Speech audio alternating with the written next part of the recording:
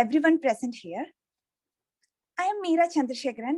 I am a research scholar at the Institute of English, University of Kerala. My research looks into the polyphonic discourse on reading that flourished in Keralam between 1820s and 1930s, and how the act of reading emerges in this discourse as central to the inhabitations and negotiations of modernity in the region. It analyzes shifting modalities of reading as a practice and the reader as a complex historical subject in the period following the coming of print in Malayalam. I would like to respond to the first lecture by drawing upon insights from my own research.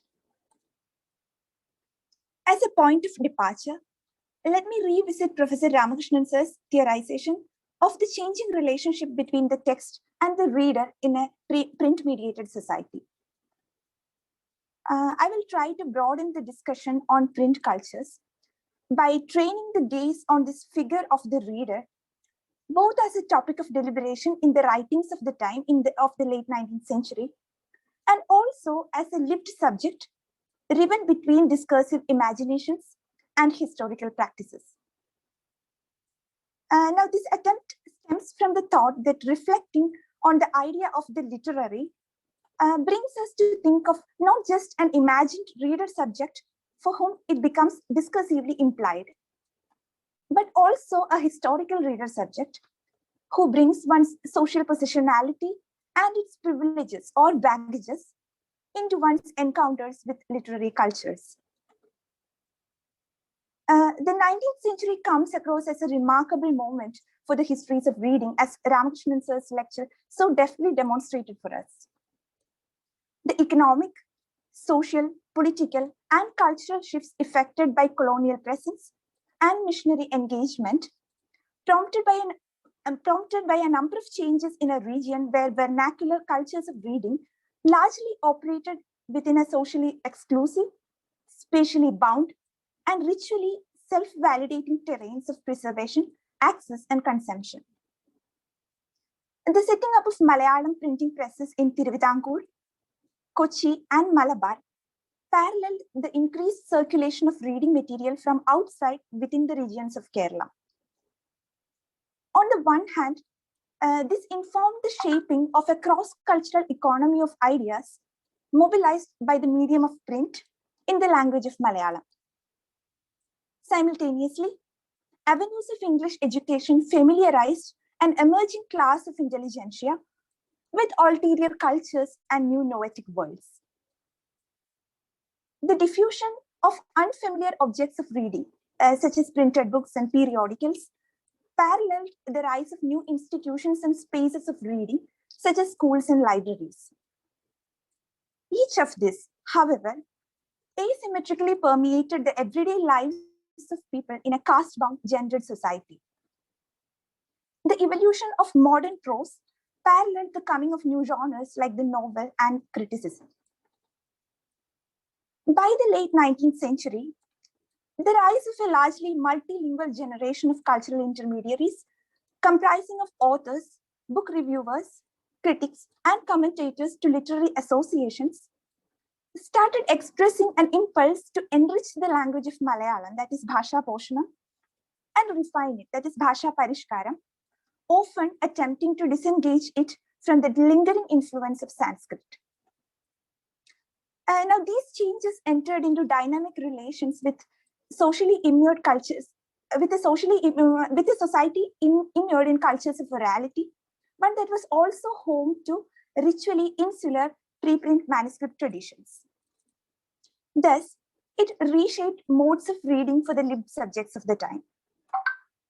The ruptures this effected were, however, also marked by fluid and porous practices engendered at the intersections of media and noetic worlds in transition. Now, against these contexts, an interesting feature of the discourse on reading from late 19th century is an attempt to delimit the contours of ideal reading practices and desirable reader subjects.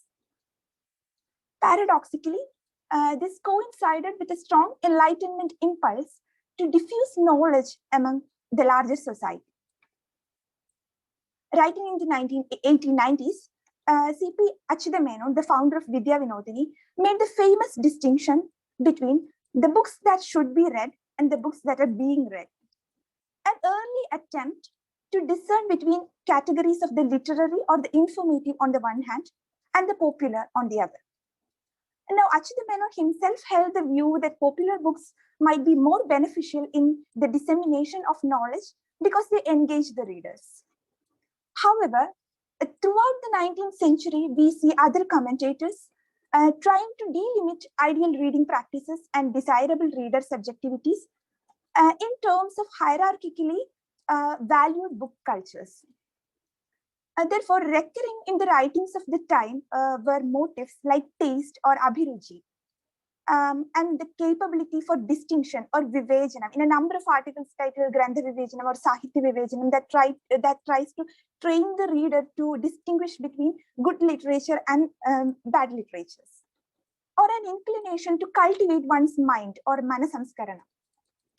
While these masqueraded as apolitical qualities to be possessed by the ideal reader, these were also tropes discursively posited and reiterated by a system which bestowed socio-cultural value upon the same. Subsequently, we see certain modes of reading beginning to get coded as pivotal in refining one's habitus, in accruing cultural capital, and in gaining status, mobility, and modernity within a colonial society in flux. And now those reader subjects who were able to enter quite early into the sites of educational modernity were at an advantage within the economy of reading thus conceived. However, the social milieu of the time rendered several reader subjects at the fringes of these imaginations of the ideal. Those of marginalized castes, economically disadvantaged groups, readers of popular genres or genres of pleasure, women, youngsters, and readers without English education, to name a few. Subsequently, first-person writings by historical readers of the time are resonant with practices of self-making through reading that figure closely with the aspirational discourse put in place by these debates.